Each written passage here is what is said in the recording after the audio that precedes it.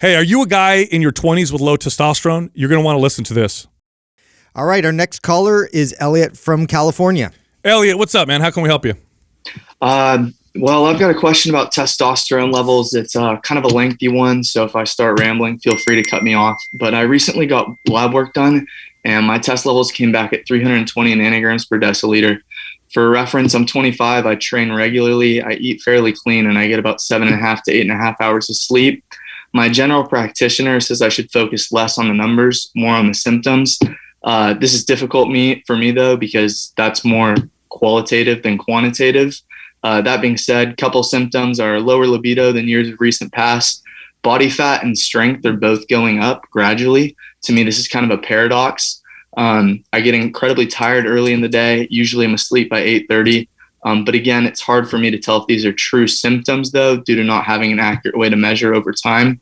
And then on the quantitative side of things, I've looked at a few studies, but not many stratified data by age, which kind of sucks. I found one study that took a convenient sample of 10,000 men, and from that, I fall around in the bottom decile.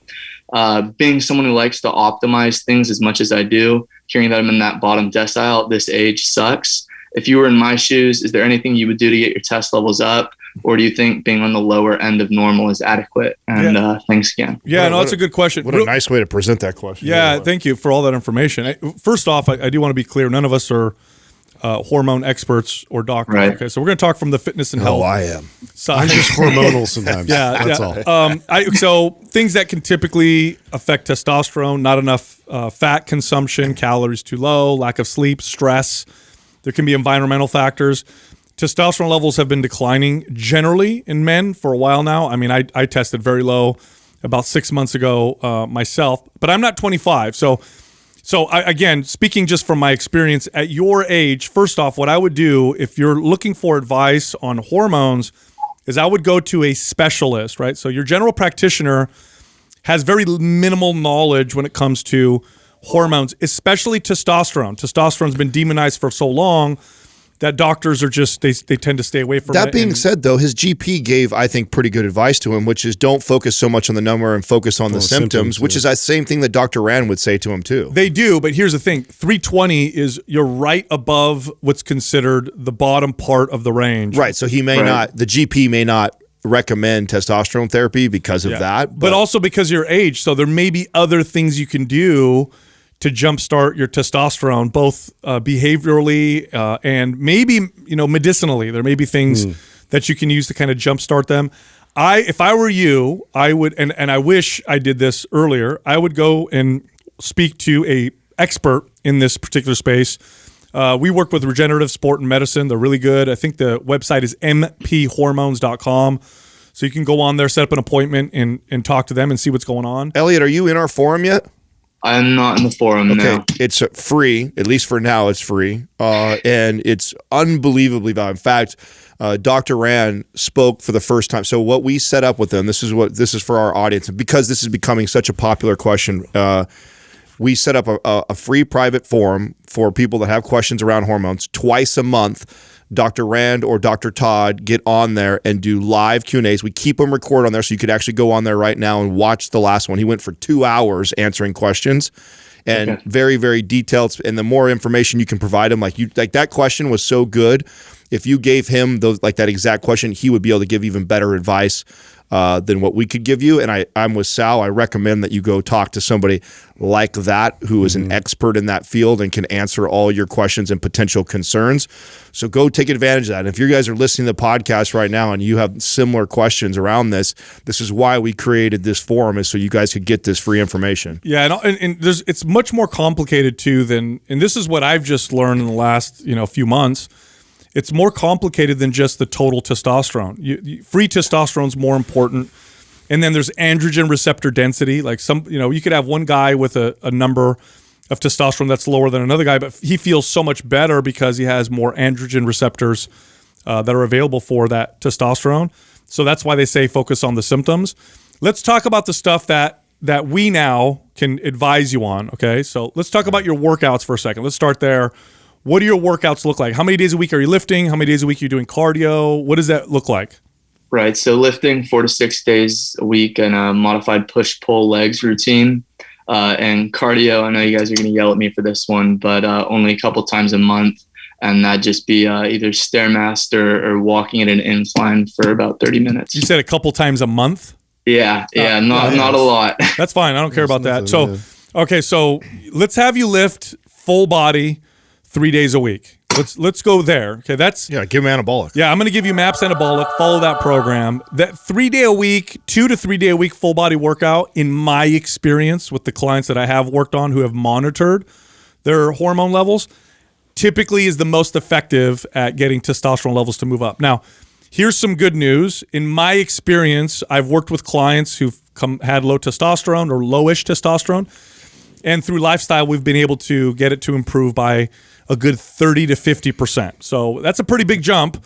Yeah, that's huge from where you're at now. So that's something you could do. And then you could also try, things that are a little bit more fringe, like red light therapy. There's definitely science that supports that.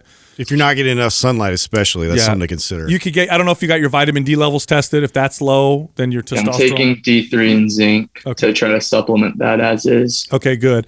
Supplementally, herbs that can help. Ashwagandha has been shown to raise testosterone in men with low testosterone. It's a bit temporary, though. It's not this like long-term permanent effect. But for workouts, I would start there. I would go away from the 4-6 days a week, go 3 days a week, full body. That at the very least, even if your testosterone levels don't go up, it'll work better with what you're working with. So you'll see probably better gains anyway. And then talk to a hormone expert. It's like, if I had, if I needed knee surgery, I wouldn't go to my general practitioner for that. Mm-hmm. I would go to a specific surgeon that focuses on the knees. So don't rely on your general practitioner when it comes to hormone advice. Again, especially testosterone. It's so demonized. They're so afraid of even learning about how to utilize testosterone with people that need it, that the information you're going to get is not going to be very good. But in terms of our wheelhouse, if you're checking all the boxes of, lifting weights and getting adequate rest, getting adequate sleep, you're getting sunlight, your nutrition's dialed in, those are the things that you can manage and see, where that leads you. You're still struggling, definitely go seek, a specialist at that point. Yeah, but we're going to give you MAPS Anabolic for free. And get in that form, Elliot. What we'll do. Appreciate that, guys. One final question apart from the 3 days of lifting, is there cardio strategy that you would recommend most or program? I mean, if you're looking for lots of endurance and stamina, you probably want to do it a few days a week. If that's not really that important for you, I would just monitor your just daily activity. Yeah. Well, how active are you at work? Sedentary. Sit in front of 4 screens all day. Okay, so it probably helps. If you went on a walk for 15 minutes after breakfast, lunch, and dinner, that would be enough. That would be good enough. Okay. Good to know. Thanks for all the input. No problem, man. Thanks for calling. All right. Take care. I don't want to get on a soapbox here, but it is. But you're going to? Yeah, I am. Anyway, just going to grant. Did you see how he did that right there? I know. I don't want to do this, but I'm going to. Hold. This hormone issue in men is starting to get to a really interesting place. Bro, it blew me away. Yeah. It blew me away when I first started talking about on the show the amount of DMs that I was getting from 20-year-olds. Mm-hmm. And these weren't just kids that are like looking to take steroids. These are kids that went and got their blood work done, was concerned about how low they are. And I did not see this when we were in gyms. When we were training in gyms, this was not a common question. Mm-hmm. This has become one of the number one questions I'm having with people in my DMs right now, and I would have never seen that coming. This is not our opinion, by the way. This is well documented. We've documented this now since the 70s. This gradual and consistent decline. So it's much more common. So what does this mean for you? It's accelerated. What does this mean for you if you're watching or listening? If you have symptoms of low testosterone out of nowhere and it's not going away and you're doing all the right stuff, then you might want to talk to a specialist and at least get tested and see what's going on. Now, here's the other side of that. If you're listening and you feel great and you have no symptoms, I think it's still a good idea to get tested so you have a baseline. Because let's say you're feeling good, everything's great, you get tested, your test comes back, it's, let's say 700 nanograms per deciliter, and you're like, okay, awesome. And then let's say 10 years later, you feel like total garbage, can't figure it out, you go get tested, it comes back at 350, oh, that's really low for me. I tested before at 700, so it's a good. I wish I got those baselines when I was in my 20s. I told you that Katrina's mom made all of her kids do that. I thought it was like one of the smartest things. So smart. Yeah, she said when you guys, and they tell like do it when you feel great. Don't go wait to go get tested. Because you don't know what it compares to. If you are a person who's like, oh, I'm fine, I'm optimal. Well, okay, if you're fine and you're optimal, go get your blood work done so you have a baseline to refer back to. Smart. Because in 10 years from now, when the inevitable happens and you're not perfect, you can now give that to your therapist and say, listen, this is where I felt amazing. This is where my levels were, and where am I at now, and how can we get me to there? Yeah, and the part to me that was really revealing when you really learn and dive into this is, again, the stigma around testosterone. Like if your thyroid is borderline and you have all the symptoms of low thyroid, doctors are typically okay with giving you a little thyroid. If insulin's down, they're going to give you insulin or estrogen or progesterone. They tend to be pretty open to that. But testosterone's been so demonized, which is interesting because it's one of the safest hormones that you could administer.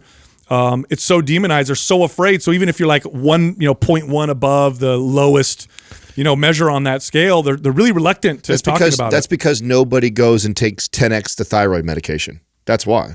That's exactly. If people were taking 10x thyroid medication. You mean like as a performance enhancing drug? That's That's 100%. That's the Potential for abuse. Yeah, exactly. The potential for abuse is extremely high when it comes to testosterone. But you know what? Even along those lines, if you took 10x of any hormone, that's what my point. You would kill yourself. That's my point. Yeah, my point is if you were, it gets demonized, but the irony of that is something like thyroid medication, which is readily prescribed all the time. If someone went out and did 4x that, and so that all the fear around testosterone is the 4x, 10x. That's right. If your doctor gives you your testosterone and he says, hey, take 200 milligrams a week, and you go take 1,000, but you now fall in a different category. But if you stick to what he tells you, it's just as safe as the thyroid. Yeah, but it's hard to hear this from young men because that's a really tough situation. But there are other alternatives. I have had clients in their 20s like this, and they didn't want to go on testosterone. And so what they did is they went on other medications to kind of jumpstart testosterone along with some lifestyle changes, and they actually had some pretty good success. I don't think if you're in your 20s, I don't think your first or even second or even third option should be testosterone. You should try and look at all the other things that are affecting it first. Otherwise, you're just masking the root cause of why you have that. Yeah, if you're not naturally producing it at that point, I mean, that's something that should be a bit alarming. Right. Hey, if you enjoyed that clip, you can find the full episode here, or you can find other clips over here. And be sure to subscribe.